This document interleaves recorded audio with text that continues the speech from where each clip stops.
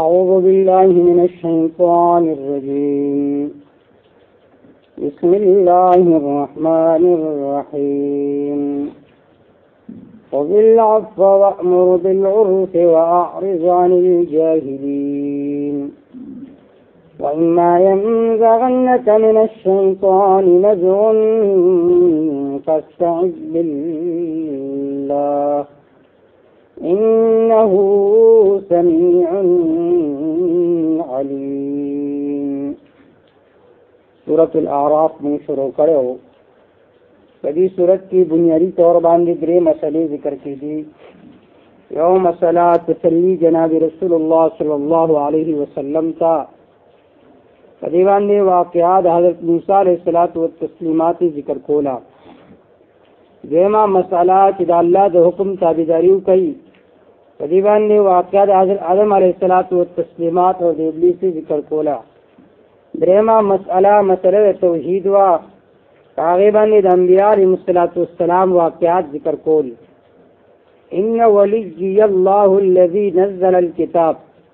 په دې آیت کې هم دراصل کی تسلی وا جناب رسول الله صلی الله علیه وسلم کا کہ اے زما محبوبہ ظلمتنگوا مسئلہ بیانوا زکا کہ اللہ په خپل فرمایي چې ان ولی الله یقینا تداو اے زما پیغمبرہ چې زما دوست الله دے هغه ذات چې چا کتاب را لګلې دے زما دوست زکا الله دے چې زما دلیل قرآن و سنت تے وهو يتولى الصالحین اور اللہ هغه چا سره دوستانه کی چې څوک نیکان وي.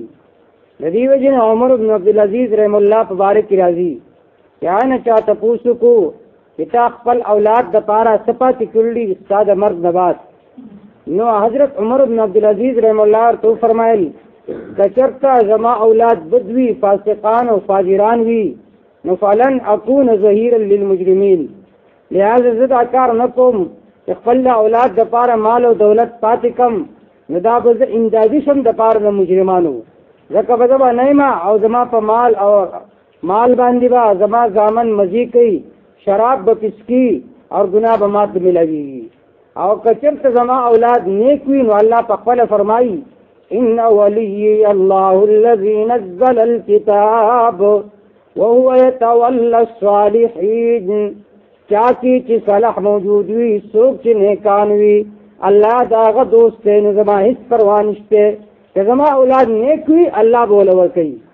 خذ العفو وأمر بالعرف واعرض عن الجاهلين. د دې نواله تر اخر د سورته پورې لفظ ادات ذکر کې مبلغ تا هر کله چې مخکې مسله ذکر شو چې وان تدعوهم الى الهدى لا يسمعوا وتراهم ينظرون اليك چې تو ورته مسأله بیانې د دې باوجود چې زد او عناد کوي مسأله نه مني نو خذ العفو وأمر بالعرف. د دې ځای آداب ذکر کوي د پاره د مبلغ چې کله یو سره تبلیغ کوي نو په دې آداب باندې به عمل کوي علاوه داغه دعوت مؤثر وي مخاطب باندې به اثر کوي او کچرته د دې آداب او لحاظ اور خیال انساتی هغه دعوت به خودي وکي لیکن داغه سم مثبت فائدہ به نه ملاويږي مخاطب ته. نو خذ العفو د دې ځای اول ادب ذکر کوي. خذ العفو اختیار کا العفو درگزر. خذ العفو اختیار کا واخلا درگزر. خذ ما نزادا چی عملو کا پا درگزر باندے پا معافی باندے یو بل تا معافی کوا داون د تبلیغ اداب دی چی معافی با کئی کچرتا معافی نہ کئی ہر سڑیلا پا جنگ ورزے نچرے تا صحیح طریقے سرا تبلیغ نہ شکولے. یو حکم خذ العفو چی اختیار کا العفو درگزر یعنی خپل طبیعت کے دمافی پہلو غالبہ کا ہر چاہتا معافی کوا. اور جناب رسول اللہ صلی اللہ علیہ وسلم سیرت پریوانی دراز کی کہ جناب رسول اللہ صلی اللہ علیہ وسلم سمر معافی کری دا.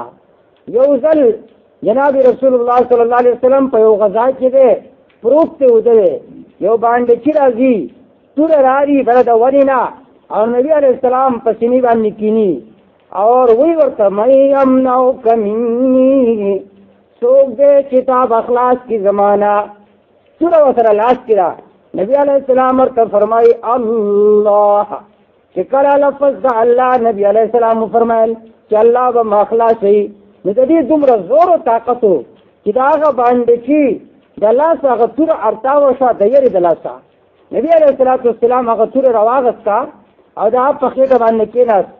من یمنعک مني، څوک دی چې تا به خلاص کړي زمانه، نو هغه باندې چې ورته وي انت الکریم ابن الکریم، ته کریم یې د کریم زوی، لہذا په ما باندې رحم وکړه. نبي علیه السلام هغه پرېښود. روایاتو کې راځي چې کله هغه لاړ لږ ټایم بعد واپس راغی او ایمان یې راوړو. دې ته ویلی شي اخلاق.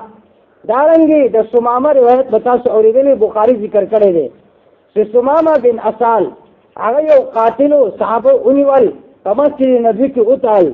نبي علیه السلام با چې تېرېدل فرمایل ورته مالک یا سمامه، ای سمامه څه حال دی دی؟ نو هغه به ورته څه جواب کې؟ هغه به ورته جواب کې وي که چېرته ته ما وجنې نو زه د دې مستحق یم، او که چېرته ته په ما رحم کوې نو دا ستا ډېر لایق دي. او کما قال نبي وسلم د درې ورځې دغه شانتې نبي علیه السلام دې تپوس کول. اخر دا چې نبي علیه السلام وفرمایل چې دې خلاص کې پرېږدئ. هغې چې کله پرېښودو لږ لرې لاړ، واپس راغی او نبي علیه السلام ته وی چې ما ته کلمه وویله. وی دا کار مې ځکه وکړو چې خلک به وایي چې د ځکه کلمه ویلو چې دی د قتل نه یېرېدو، نو اول ته زه خلاص کړم او بیا مې ایمان راوړو. نو ډېر کفار داسې وو چې هغه نبي علیه السلام د اخلاقو نه متاثر شوي وو. او نن زمونږ اخلاق دومره بګړای شوي دي چې زمونږ د لاسه یو ښه سړی هغه هم غلط کارونه شروع کوي. نو الله دې ښه اخلاق او د عفو معامله مونږ ټول راکړي. خذ العفو اختیار کا العفو درگزر، وامر بالعرف حکم کوا بالعرف، فخستی طریقے سرا خسته طریقه سره موافق د قرآن و سنت حکم کوا. سمانا چې کله ته یو سړی معاف کوي نو دعوت به ول ورکوي، نو دعوت ولا د قرآن و سنت ورکوا. لیکن که باوجود د معافینا، باوجود د دعوت نه ستا خبره نه مني، نو واعرض عن الجاهلین، مخ واړوه د جاهلانو نه.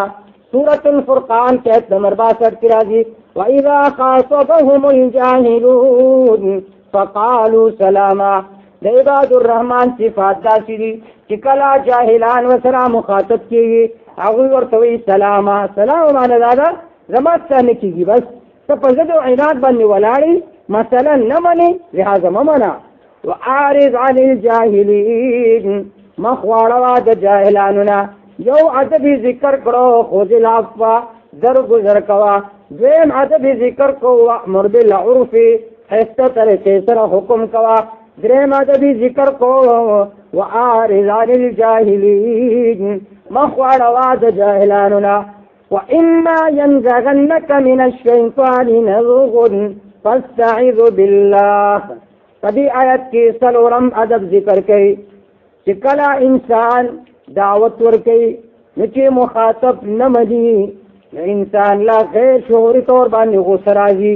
نو د دې علاج درته ښیي چې کله تاله غوسه راشي نو هغه غوسه استعمالوه مه، بلکې د هغې د کنټرولولو لپاره علاج دا دی فاستعذ بالله، چې په دې وخت کې اعوذ بالله ووایه. نو چې کله ته تعوذ ووایې د هغه غوسې اثار به بلکل ختم شي. دارنګې روایاتو کې راځي چې کله تعالی غصه راشي نو خپل حالت بدل کا، مثلا کناسی وردېږه، که ولاړې کېنه، نو د دې وجې نه به هم په غصه کې برودت راشي، یخوالی به راشي. دارنګې روایاتو کې دا هم راځي چې کله غصه دله راشي نو اوبه وڅښه، نو چې کله ته اوبه وڅښلې د هغې د وجې نه غصه کې به یخوالی پیدا شي، غصه به نرمه شي. ګوره دا غصه دا د شیطان د طرف نه، او د دې یو ظاهري علامت دا دی چې شیطان دا د اور نه پیدا دی. او چې کله انسان له غصه راشي نو انسان دا مخ تک سور شي او لاسونه اوچتوي چې خپل له غصه نافظه کړمه. نو د دې علاج دا دی چې اعوذ بالله وویلی شي نو الله به دا غصه ختمه کړي. واما ينزغنك من الشیطان نزغ. او دویمه یو عجیبه خبره دا د علماو ذکر کړې ده چې غصه اکثر طور باندې همیشه په کمزوري سړي باندې راځي. په چا باندې راځي؟ په بچو باندې راځي، په ښځې باندې راځي. یو طاقتور ستا په سر باندې ولاړ وي نو هغه ته دې ته غوسه نه کوي جي جي جي جي سر، نو معلومیږي دا چې دا بناوټي غوسه ده.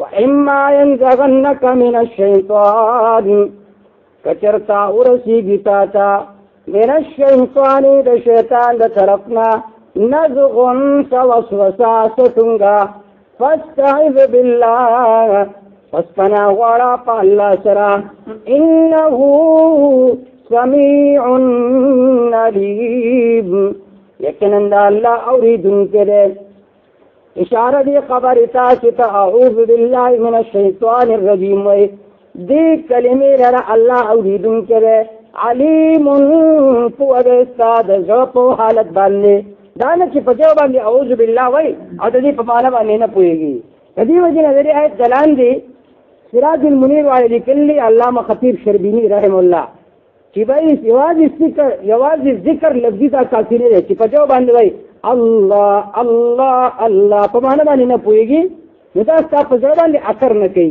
دا ذکری لفظی سرا لازمی دا فهم قلبی چی تپ آغا مانا باندی پوئے گی چی مانا باندی پوئے گی نو آغا با اثر کئی اشارہ دی خبری تا چی پا وقت دا غصت چی اعوذ باللہ وی نو لازمی دا چی دی پا مانا باندی پوئے شی چی اعوذ باللہ مانا دادا چی دا اللہ پناہ کی رازم من الشیطان الرجیم دا شیطان مردودنا دا شیطان روٹلی شوینا نو دا سلور آداب ذکر کرو دا پارا دا مبلغ چی کلا مسئلہ بیانی تبلیغ کئی نو پدی سلور وارو آداب باندې به عمل کوي چې کله دې عمل کو نو دا به احسن تبلیغ وي او که چېرته عمل دې ونه کو نو د دې فواید به نه دخکېږي خذ العفو اختیار کا العفو معاف کولو وامر بالعرف حکم کوا بالعرف پخستو طریقې سره یعنی د قرآن و سنت موافق وعارض عن الجاهلین